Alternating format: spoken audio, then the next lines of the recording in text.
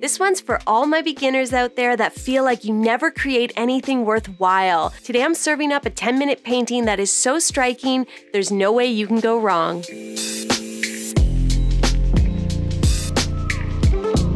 Hey, welcome back. My name is Shayda Campbell, and around here we make art together. Today's video is a simple painting project that will get you comfortable with the medium of gouache. And gouache is a highly opaque, water-based medium. It's wonderful for using on its own or in combination with your watercolor paints. And you only need a few specific colors to complete this painting, so it's going to be very achievable. Speaking of the things you need, I'm going to do my painting in an antique book. So this is just something I picked up at a yard sale for $1. It's actually from Prince Edward Island. I'm going to find a page here that is kind of a nice full sheet of text, and that's where I'm going to do my little practice painting. So here are the colors that we're using today. You need cobalt blue, Van Dyke brown, raw sienna or a yellow ochre, and Naples yellow. Now, you don't actually need two different yellows. You could just use white with a darker yellow and then add a little white. You get it. We're going to put a little bit of each color onto a palette. So for a palette, you can use an old plate or like a lid from a yogurt container or something like that. You'll also need a small round paintbrush. The brushes you use for your watercolors are great. I'm using a number 4, or maybe I have a number 3. And then you need a couple glasses of clean water, one for the yellows and one for the blue. And what I'm doing here is I'm starting to mix up my gouache. So gouache comes out of the tube the consistency of toothpaste, and when it goes on the paper, you want it to be the consistency of like water or soup.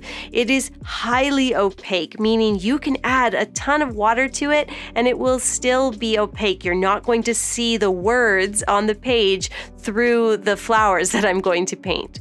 So I've added water to my 4 colors. Now all the paint is ready to go. I'm going to rinse my brush, and then with a clean brush, I pick up some of that raw sienna and I'm going to start painting flowers.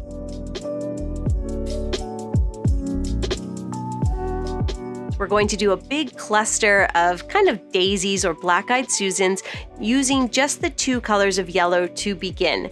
And for some reason, when I paint like a daisy, I just like to paint the petals first and I skip the center. If that seems a little tricky, I recommend just sketching a little circle, either with paint or pencil, and then paint the petals from there. Now the key here is, like I said, we're going to use the 2 colors of yellow, so you can kind of switch back and forth from darker yellow to the lighter. And the key is to just make all the petals a little different. Make them a little weird. If you run out of space, like I did on that light yellow one, you can just do a little line, like a super thin petal. So make sure they're not too smooth. Make sure they're not all the same. The weirder they are, the better. Make some of them long and some of them short. You can make a large gap between 2 of the petals. That will look really natural. As usual, the idea here is perfectly imperfect. Just rinse your brush when you're done with the darker yellow, pick up a little of the lighter, and I've just been going back and forth so that I get a big round burst of flowers, and they're all, different shades. I've got a mix of both the dark and the light. I'm painting some small flowers, some large flowers. Keep that perfectly imperfect, organic idea in mind and just have fun with it. And you want to cluster them quite tightly. Then when you do have a nice cluster, you'll notice some of the gouache has probably started to dry. And so at that point, if you do see a little of the book or the words showing through, you can add a little bit more gouache. So just add another layer. It's better to work in 2 layers than to have like thick, chunky gouache going on the page. You want it to be a nice liquid consistency. Next up, we're going to rinse our brush, pick up a little of the Van Dyke brown, and we'll fill in the center of these daisies by just doing a cluster of little dots. So a little bit of brown on the end of your brush, a bit of dotting, and you can even add some little lines going out onto the petals. That'll just help with the concave look of the flowers. Give them a little bit of depth. Okay, we're already in the home stretch. With a clean brush, you're going to pick up some of that blue, nice watery blue.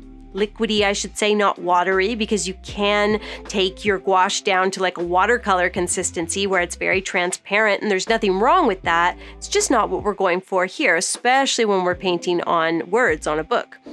I'm adding nice long stems and a couple large leaves at the base just to make it look like a bouquet. Then I'm filling in little blue lines and dots in between all the flowers to give the bouquet a really full look.